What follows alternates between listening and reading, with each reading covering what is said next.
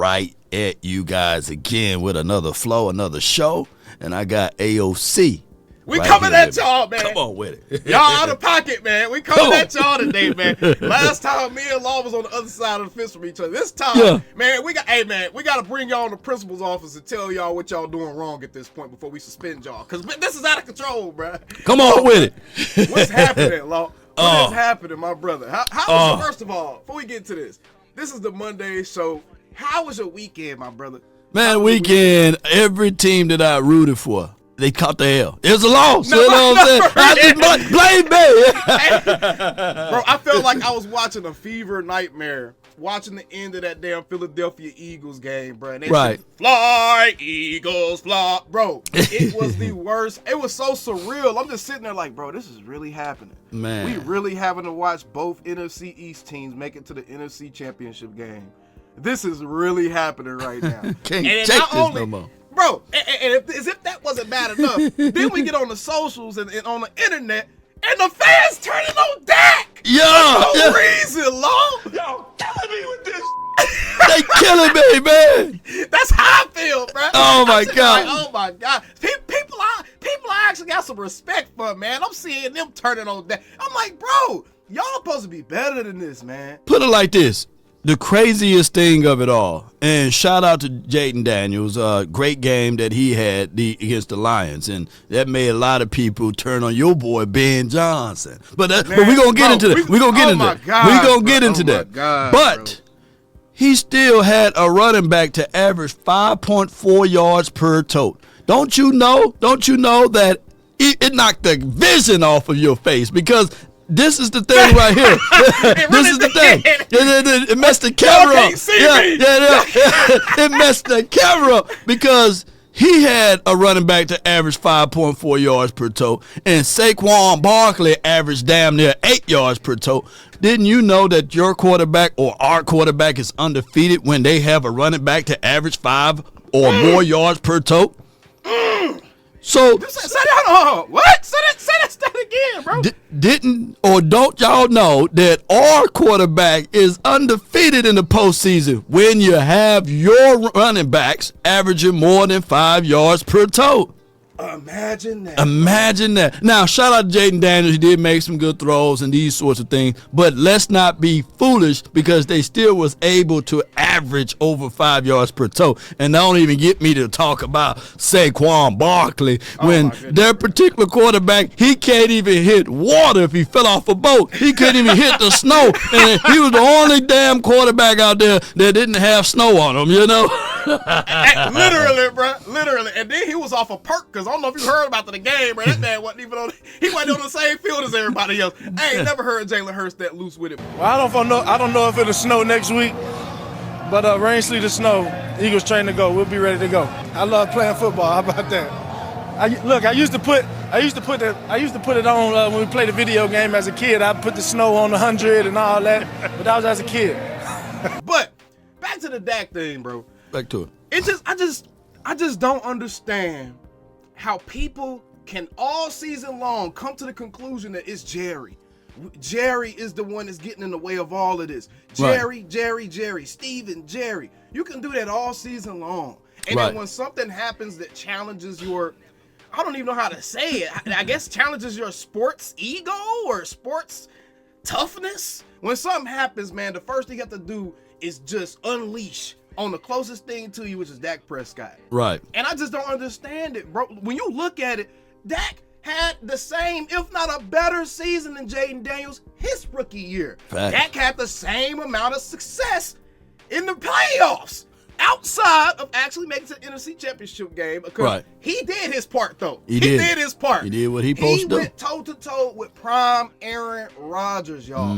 Toe-to-toe with that man. Had his team in position to where he could have possibly won that game. And what happened? The defense. The defense. You give up the long pass to Jermichael Finley on the sideline, and then all of a sudden Mason crossbar.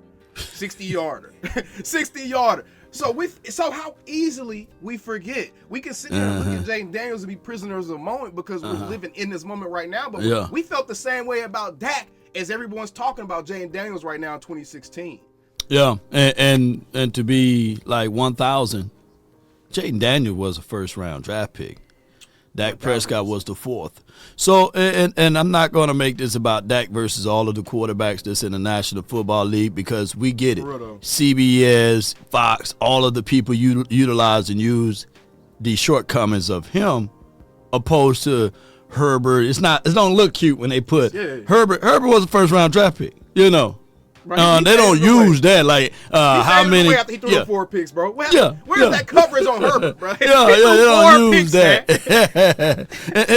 and shout out to Lamar Jackson with all of the things that he's able to exhibit. But he got one more playoff win than Dak Prescott, and he's been a first-round talent quarterback. But I'm not finna go into that, you know. But it goes to show you that, you know, people utilize clicks for baits and these sorts of things, and it's crazy. But, you know, in order for us to get over all of this, we just got to win and find the winning formula for the quarterback because evidently he ain't going nowhere. So y'all got to be team Dak or go back somewhere else. You know what I'm saying? At the end of the day, y'all can feel how y'all want to feel. Right. You can say, oh, he got one more year, then I'm done with him. Brother, you ain't the one cutting checks, man. He going to be here regardless. So y'all can be mad all you want. Here we go. Yeah, he gonna be here. Yeah. And the whole time y'all talking about it, he gonna do just like this. Yup. Hey, now he gonna be drinking all the waters. He got about 5 waters lined up like he had to move, man. Yep, keep talking. I don't care. Bruh, speaking of finding the right recipe for the front office, that to me is the difference. That's the difference between how you're looking at Dak now versus how you could have been looking at Dak. Is if he had an actual front office that added to what was around him. Like you were saying, if you add to what's around Dak Prescott when you have the opportunity, then who knows what we're looking at as far as a career trajectory, because they didn't do anything but what they start doing? Subtracting, you know. They subtract. Let's see. That was literally a movement. Let's see what Dak Prescott can do without his offensive line. Let's see what. That was the narrative. Let's see what Dak Prescott can do without Ezekiel Elliott. Let's see what he can manage to do without a Dez Bryant who was choking this and that. With Allen Hurns and wide receiver by committee and these sorts, man. And at the time, people failed to realize that there was a Rico Gathers right hand to the man that was making more money than Dak Prescott. So when people start getting into the money aspect and doing this and that, look,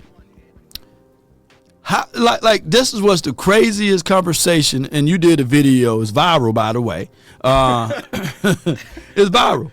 When Parsons and Dez Bryant is going at it, talking about changing the culture. How would Dez would have been able to change the culture when he's immediately painted as the villain? Who's going to listen to the bad guy on the sideline for spitting the truth? So we got all of those things in the mix. I feel like I'm being attacked. Whoa. I said something stupid yesterday. What you say? I said that Dez didn't actually go against the grain for real. And I was like, as soon as I pushed upload, I was like, damn, they about to tear my ass up, because Dez that was most definitely one of the reasons that he fell out of favor here. Yeah. Because you had so many evidence, Attack. Fix this shit, Rich. You know, you remember that? My bad, audience. Everybody that saw that video, everybody watching now, my bad. But here's the thing, though. One of the things that, and I know we're talking about just subtraction, and I'm moving off from that, but we got to go down memory lane. No, we have to. Dez, to me, he's talking better now. But he wasn't a good communicator when he was playing in the league. He was like, come on, get the words out, man. Come on with this, man. What are you saying? Yeah. But he was trying to say the same thing T.O. was saying about the way the structures is and how these favoritism as plays and all of this stuff. Now, we fast forwarding now. Every single coach that the Cowboys hire, they keep a piece of who they want from within. So whoever's going to be the new coach, we still going to have some of the things that flowed from last season, the season for that, and the season for that. They never exile everything. So on his coach, excuse me, on his coaching search, shit, what happened to my boy? Y'all heard a lot of real voices then. Breaking news. Hey, breaking news. I'm really, I really got a soft voice. He really a tenor. I went tenor on that one. Boy, I'm losing. Let me get some of my fun juice, man. But what I'm saying is, my bro, is that whoever's going to be the coach, they got to understand that Dak Prescott flourished the best when you have run game and you can develop the play action. I get it. He can't throw the ball all over the field, but I need for him to have run game. Well, I'm perfectly fine with Dak Prescott being a game manager if it means we get to have a Saquon Barkley, A.J. Brown, Devontae Smith, Dallas Goedert, the offensive line that you have, the Landon Johnsons, the Jordan Mailatas, and all the other people.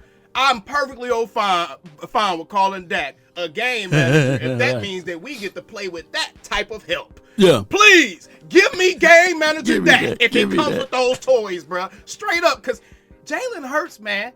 Jalen Hurts, this is nuts, man. With the Eagles and the Commanders have done, they've shown the Joneses. They've shown the Joneses exactly how you can do this. Both organizations in slightly different ways. The Commanders went out and completely turned over everything. They brought in a ton of free agents. They brought in a completely new coaching staff. A bunch of Cowboys, by the way. But they brought in a completely new coaching staff. They drafted a quarterback. I need people to get up off of this because you've seen Jaden Daniels get drafted to the Commanders and have some success. You got to get off of, oh man, it's time for the Cowboys. Go ahead and go to a younger, newer quarterback. Brother, Washington didn't go from one franchise quarterback to Jaden Daniels. They went from not having a quarterback at all to finally getting one. That's the difference. We have a quarterback already. Don't create a problem for yourself that isn't one, man. That's crazy to me. But Washington did this, bro. They showed that you can actually have a crazy turnaround in a matter of one off season. As long as you let the coaches coach, as long as you let the players that you put on the field play that should be playing. And that's what Jerry them need to be paying attention to, bro. This has to be the biggest indication to Jerry that, hey, I need to do something. This NFC Championship game might be the best blessing the Cowboys fans can ask for. I know it hurts right now, y'all. I know it hurts right now. But this may be the best blessing because something tells me that Jerry's billion-dollar ego is just sitting up in Frisco somewhere boiling. He's boiling right now, man. And the problem is that I would have, if I was the owner, I would have started making changes back in 2017 when the Eagles won the Super Bowl, right? And then I for dog sure would have been making changes after I've seen what the 49ers were able to do to go to the Super Bowl. Ultimately, Pat Mahomes been saving our backsides because Pat Mahomes is a real Cowboy fan, y'all. Because think about it. If it wasn't for him, the 49ers would have won. You know what I'm saying? Won. And then the Eagles would have won one, and the 49ers would have won another one. So, shout out to Pat Mahomes. Fan too. Yeah. He's a Cowboys fan. True. To the NFL, so. Yeah. So all I can say is he's my last hope because I'm AFC Law right now. Look, no, AFC Law. you got to be attacked off my chest. It's a cheap tomahawk over here right now. And you attack on the AFC. You know what I'm saying? Because we can't have none of this. We can't have Washington or the Eagles, but the Cowboys got to understand that Jerry. Look at what Magic Johnson said. He's all positive about it, by the way. No shade upon anything that's in him. But I'm just saying that he's all positive about the way that he's able. The joke finally landed, Law. And that boy came into the came in the land late, but it finally. Oh my God. Oh shit.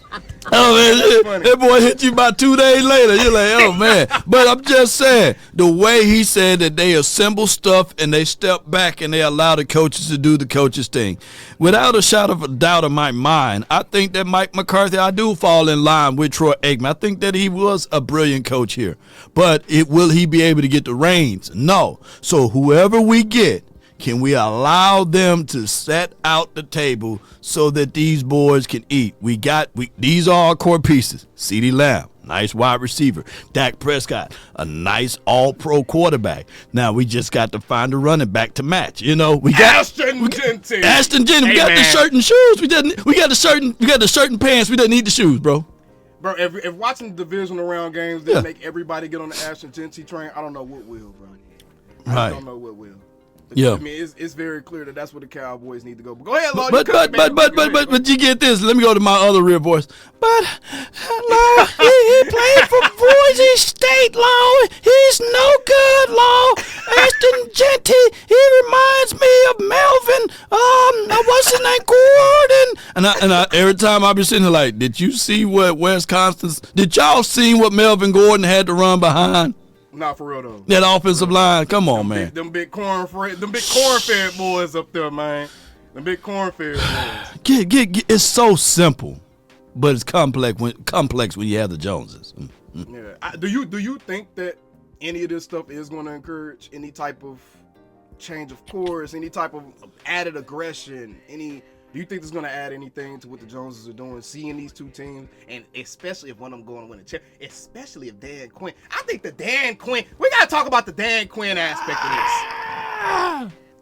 What do sabotage? Let me ask you this. What do sabotage mean to you? Dan Quinn. The Dan Quinn Green Bay 2023, 2024. That's what sabotage means to me. Now let us two set the record straight, okay? That doesn't mean that he was a terrible coach. When you sabotage something, meaning that you do have the skill set, you do have the knowledge, you do have the capabilities, but you are not doing what you're supposed to do. It's like having a kid and you know what they're capable of and they bring in home bad grades and you're sitting there like, what are you doing? Because they came out with a complete different game plan. The Green Bay Packers scored on their first 6 or 7 drives, and we supposed to win with that? What they expecting for us to go blow for blow when we are a one-dimensional team at that time? Because who else? Like, for the life of me, who else was standing up in that game? I don't know who could have went toe-to-toe with anybody in that kind of situation. I really don't. Not with the weapons available, not with the circumstances, not with the game plans the players had to play with. That's what people don't understand. That's why it frustrates me when we jump right to quarterback, bro. Right. Anytime people instantly jump to the quarterback when they're talking about football, I automatically start looking at you with one eyebrow up because I'm like, all right, let me see if you know what you're talking about. Because if you just start instantly talking about the quarterback as end-all, be-all to all problems and solutions, it's no use to having a dialogue. It's no use to having that dialogue at that point because people are going to feel how they want to feel, Law.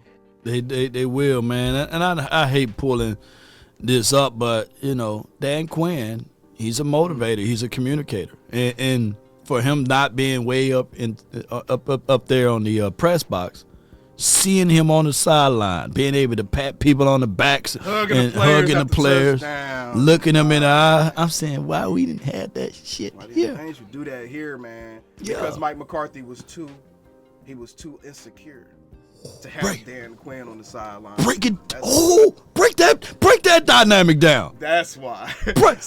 Get your butt up there while I do the silence. This is my area.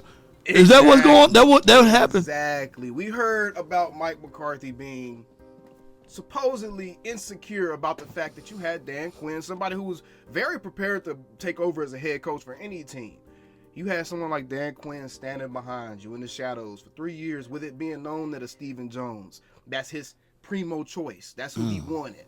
With it being known that the players probably love him and want to play for him harder than they probably want to play for Mike, if we're being honest. With it being known that he has a more dynamic personality and that charisma is out the bill. You see, Law, charisma and personality, and I know a little bit of something about this. Yeah. Charisma and personality scares people. And it scares insecure people the most. Yeah. And Mike McCarthy and the way he moved and some of the stuff that started coming out, and I'm not believing any and everything because everybody got their own spin to it. Right. When you put what you experience as a fan and your own reality with some of the context that's been put out now, it actually makes a whole lot of sense as far as what we were seeing with these guys. And I'm gonna tell you, Law, I think Dan Quinn was neutered by not only the situation the Joneses put him in. I don't think the Joneses neutered him. I think the Joneses were prepared to let Dan Quinn do what Dan Quinn needed to do for the most part. I think he was more so neutered by Mike McCarthy. Who's to say when Dan Quinn told the Joneses, hey, we need better linebackers? Who's to say that Mike McCarthy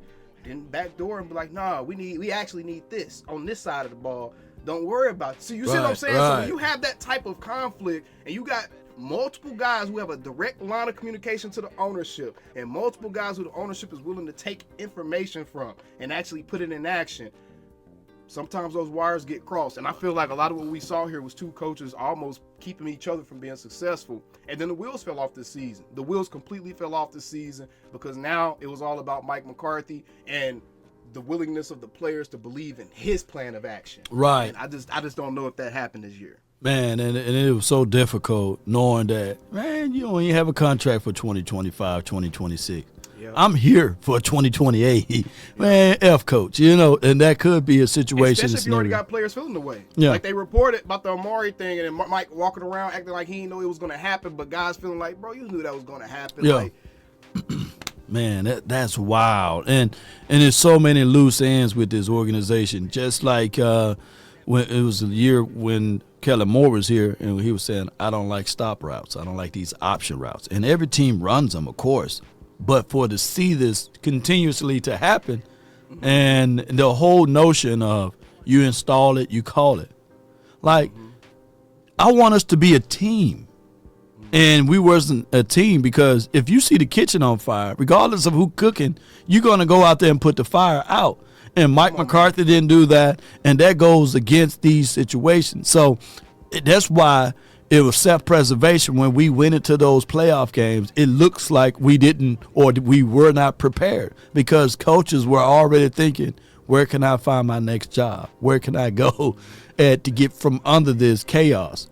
And that's how we play. It was just no motivation factor. That's why I want a coach that can come in here, own the room, understand that Jerry gonna meddle, but they still have what you just said earlier, that charisma, that charm, that supersedes all of that, and they can get things going for the 2025 season. Absolutely, I agree with that. Now, let's move it along a little bit. I know we want to talk about something I know everybody's ready to talk about, and like we kind of mentioned it a little bit earlier. Law, when is enough enough? When is it time to bring the cows home? When is it time to ring that chow bell and tell everybody to come get some food? Come on, come get in the house. The street light's about to catch you. When is it time to let Dak Prescott era go? When is it time to move on and get another quarterback? And is Jaden Daniels and Jalen Hurts and success that they're having with their respective organizations, does that influence your decision at all of when it's time to do that? Man, you could be searching for 10 to 15 years, 20 years. Some can say 30 years for that quarterback, for that one. Now, there's a scout in saying that said if you've seen it once, you can see it again. I know what it takes in order for this quarterback to be great. I don't think that the Joneses understand this. But even coming off of college, we knew that he was a play-action quarterback that can play some read options and things like that. His comp was like a Russell Wilson. He was a bigger version of that in between that and Cam Newton. Well, you got to have for Dak Prescott a run game. He's prolific when you have those things. See, people fail to realize, I'm going back to this thing when we lost in the postseason. Every game that we lost, we had the running back averaging less than 5 yards outside of this past game of Green Bay when we were just running the ball at the end for some strange reason. We were getting some yards that they allowed. But if you guys go back and look at all the games we lost and look at the games we won, you got to have the ability to run the ball. And it is easier to insert run game opposed to just saying, okay, Dak, do it all by yourself. And I challenge anyone, and I will listen to you guys, and I'll read your comments. If you can find, and I think we've been to 7 playoff games, bro. If you can find me, yeah. If you can find me outside of the games we won, who else stood up in those games outside of 4? Let me know, offensively and defensively. And I'm going to throw this out. In the last 7 playoff games, we only had 3 turnovers on defense. That's the only things we forced. That's a sad number to have. And the sad levels of the expectations for us to win it all, I think it will be easier. You already got the quarterback for $250 million. Insert run game and built this defense up better. And it's a whole lot easier than trying to go out there and find another quarterback. 100%. And I agree with everything you said. And I'm going to get to my plan of action. I'm actually going to lay it out as far as what I would do to usher us into the next era. But what you just said was so on point, and people need to kind of circle back to that. If you look across the playoffs, not only this year, not only Dak's playoff history, but if you actually watch the playoffs, it's 2 things that are very, very clear. The team that runs the ball the best and the team that turns the ball over is usually the teams that wins. Yeah. I mean, you can look across the games. The Detroit Lions game, they were a massive favorite over the Commanders. What happened? The Commanders turned Jared Goff over 3 times. They ran that mug. Brian Robinson and Jaden Daniels was peppering them with them runs down the way until they started opening up that defense, bringing them closer to that line of scrimmage, and all of a sudden you got these big plays happening. Yeah. Right? Same thing with the Eagles and the Rams game. The difference in that game was the turnovers. Yeah. That was the difference. Honestly, that was the difference in that game. You look at the Ravens and the Bills. The difference in the game was the turnovers. Yeah. And Mark Andrews dropping the ball when they could have tied it up. Yeah. But they might not even been in that situation if it wasn't for the turnovers. Yeah, because he dropped several before that time frame.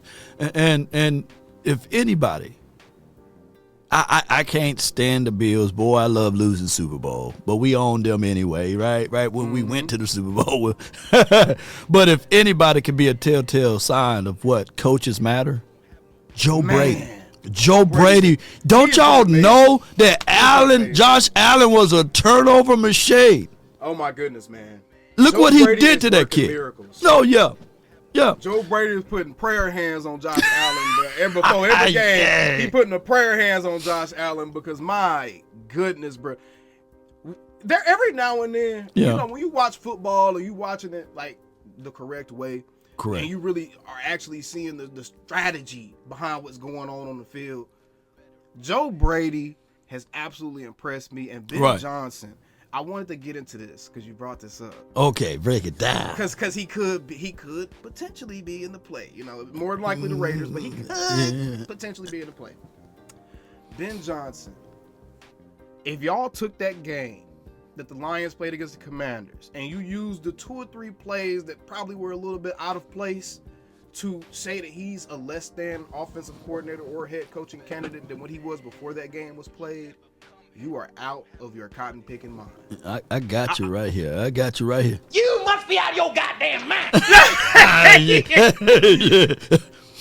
How is it that people thought that the best opportunity to pile onto a Ben Johnson and try to poo-poo that Ben Johnson? Because what this is, Laws, there's people that have made a take about Ben Johnson, and now they're looking for information to reinforce that bad take. Yeah. That's what's happening. There's people trying to convince folks that Ben Johnson won't be a good head coach, that Ben Johnson shouldn't be in Dallas. His offensive court, he's overrated. He's only doing great because of all the weapons. There's people saying that. But then you sit there and watch that game, and you see how much Jared Goff has been getting carried by that scheme. You see Ben Johnson still got his team to score 30-plus points after turning the ball over 3 times. 2 of the times in the red zone. You see Ben Johnson still had that team running like a well-oiled machine, regardless if you agree with every single play call or not. You're not going to agree with every single play call caller does. There's not going to be a single time you're watching a game you're like, I agree with everything he just did in this game. There's not. So all the Monday morning quarterbacking and the Twitter scouts and all that stuff, bro, we got to calm down with how we're looking at everything from the quarterbacks like Dak and Jaden to the coaches to people. Just got to calm down, take your emotions out of this, and bring the facts back into the situation, because the facts are the Lions were playing well enough on offense to win that game. The defenses would let them down. Cliff Kingsbury had an amazing game plan for how to attack that defense, and they did it, and they didn't have enough guns to keep up. They didn't. Comes down to and they're scrambling and scraping. Man, Lobby slick with these add-ins, bro. I know, but here's the thing, though. With Ben Johnson, He'll be a first-time head coach, so there will be a little green area there. We act like that's a bad thing. It's not a bad thing. Not a bad thing. Okay, First-time okay. head coach. It's not a bad thing. The only knock that I had in that game is that, Roll Tide Jahmyr Gibbs was averaging 7. Look, Cowboy fan, that brother was averaging 7.5. Y'all heard the stats that I gave out earlier, about Dak when you had the running back averaging that much, But 7.5 yards per toe. And he only had 3 touches in the second half. Break that down for the audience, because I know you probably watched the game very closely. What happened? Why they went away from Gibbs? Because this damn dude was turning the ball over, and I'm talking about golf, looking like he was trying to play golf. You know what I'm saying? Come on, talk to me. Sometimes I feel like I watch teams try to catch up to their game plan. Okay. And I'm going to explain what I mean by that. Good stuff. When you first go into a game, you have a game plan laid out, how you want to attack the opposing team, how you want to employ your offense, how you're going to keep the game balanced so it benefits both sides of the ball in your favor, right? Then when the game starts and stuff starts to happen, you have to adjust how you're approaching your game plan a little bit. And sometimes when the score gets a little bit further than you would like it to be, a little bit stretched out than you would like it to be, you start to see everyone involved press a little bit. We saw Jared Goff press. And I feel like with some of the play calling, with them going away from the run game, they lost a little bit of patience, and they started pressing a little bit to catch up to their game plan. They wanted to get they were in such a hurry to keep the game in a comfortable space, so that they could run their offense the way they wanted to run it, that they started rushing to get back. They started rushing to get back, and when you start rushing to get back, what's the quickest way to do that, Law? Throwing the ball. Throw that ball down the field, right? So you fall in love with throwing the ball down the field, and then. Not only that, I think that they made a terrible mistake. And I don't know if this is Ben Johnson, Dan Campbell, running backs coach. I don't know who it is. There's no way David Montgomery should have came back and took over that running back 1 position over Jahmyr Gibbs. Wow. No way he should have came back and started that game.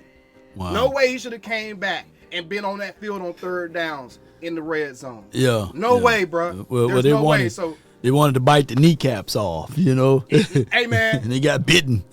They got bitten because I think this is a Dan Campbell special. We've seen Dan Campbell almost outcoach himself several times. We've seen this now. There's no way, man. But here's the other counter to like why Washington should be scared of this next game. Okay. The Eagles, they ain't gonna allow Hurst to throw this shit. No. Down, say, they're gonna be doing like this. And if Jahmyr Gibbs was able to average 7.5 yards per toe, Saquon about to go crazy. Saquon, and I checked the last game I saw, even though the Washington was able to pull it out. Shoot, Saquon had almost 200 yards in the first half. Saquon about to go nuts. Oh, it's finna be.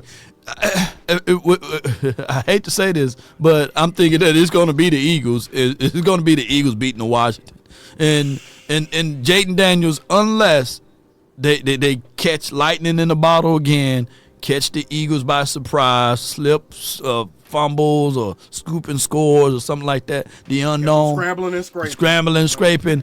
I just think that defensively, what they do is great because you get pressure inside the middle. I'm old enough to remember a Cooper Rush and the Cowboys defense beating Jaden Daniels and Kevontae Turpin with the turbo button running it back to seal it all. But it was really taken away before that time frame. In the last game, if it wasn't for Jaden Daniels getting out of there, the Cowboys probably would have beaten them the last game, would have swept the Washington team. So all I can say is that when you have the ability to run the ball and stop the run, or run the ball and play sound defense, it's going to be a long, long day for said team. And that's what the Eagles are able to do. And all Hurts got to do is drive the bus. And there's nothing wrong with that, right? And let me tell you something. While Hurts driving that bus, Kellen Moore about to get off at the bus stop straight to Dallas. Yeah. Because they go to a Super Bowl, brother. It's over with. Yeah. It's over with. Yeah. You know what I'm saying? It's over with.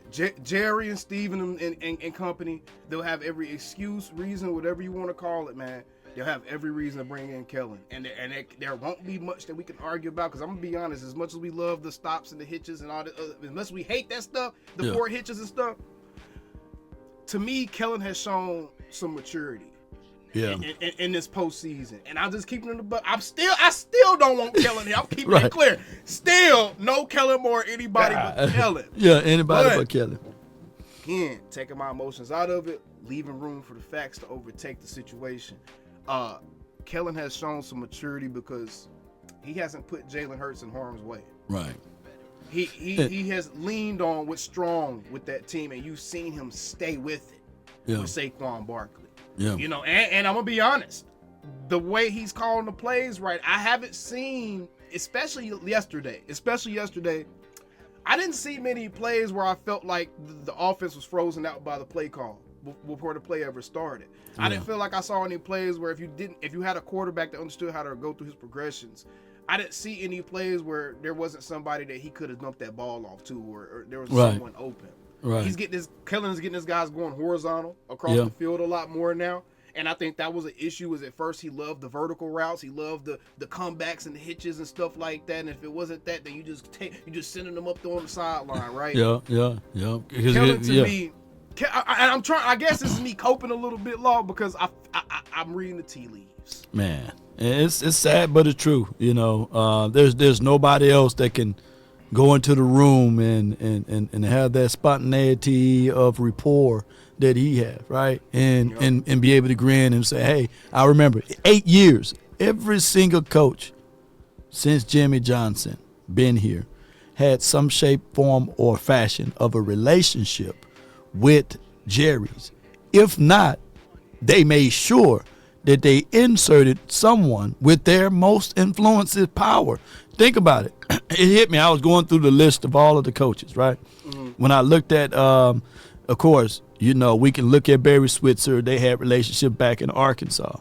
And then if you look at what they did with Shane Gailey, he was promoted from that roster, right? And then from roster, you had Dave Campo. He was promoted from within or what have you to be the next head coach there, the 5-11, 5-11, 5-11. And then it hit me. They went and got a Bill Parcells, right?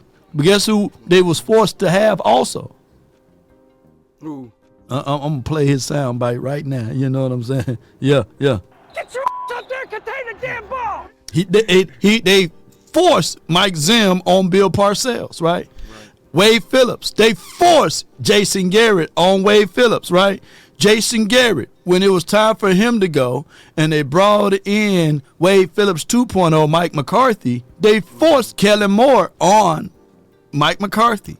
So it's been a continuity of forced coaches within the confines of the locker room or what have you. So whoever's our next coach, you can bet your bottom dollar that it's going to be somebody who either played for the Cowboys, who normally or coached for the Cowboys, to be back in the building with the Cowboys, because that's the pattern. They don't change their stripes. They are like the zebras. They can't change them, you know. Yeah. And when you look at it and you say to yourself, if Kellen Moore goes to the Super Bowl, right, it would be a no-brainer for them to bring him back, keep him warmed, embraced, win, lose, or draw. And I mean, and realistically speaking, we wouldn't be able to. It would be hard to offer a real counter argument to kind of, I guess, devalue the move.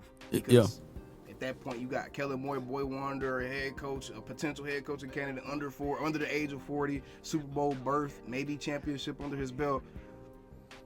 You're not going to really be able to argue that loss. So I think at this point, like you're saying, I think Cowboys fans, we know our real candidates. Just based off of the history of the Cowboys, our real candidates is Kellen, Aaron Glenn. I do believe Aaron Glenn is probably getting some real interest from the organization. Because again, he's played here. He played under Mike Zimmer. Yeah. He played with Tony Romo. Tony Romo gave his stamp of approval for Aaron Glenn on national television. TV. Yeah, I saw that. Yeah, you know what I'm saying? Yeah, so I think Aaron Glenn is very much seriously in play. The Lions coaches have already let the organization know, hey, we're leaving. We're not coming back. They let them know already. They literally told them. The report came out yesterday. They literally told them. Ben Johnson and Aaron Glenn told them, hey, expect us not to be back. We're going to take a job this offseason. Man. Okay? Man. So you got that. And then that third candidate, I'm thinking you're looking at someone like maybe a Mike Zimmer or just someone that they're going to already be comfortable with. It's going to be someone that they're already comfortable with. And so all the outside candidates and stuff, we might as well let that go. I think at this point, Cowboys fans really need to expect Kellen. Prepare for Kellen. Or the breaking news like of this morning, like Brian Schottenheimer, you know. Plus, they just interviewing him today, or I guess this week for what, you know. Bro, just stretch it out.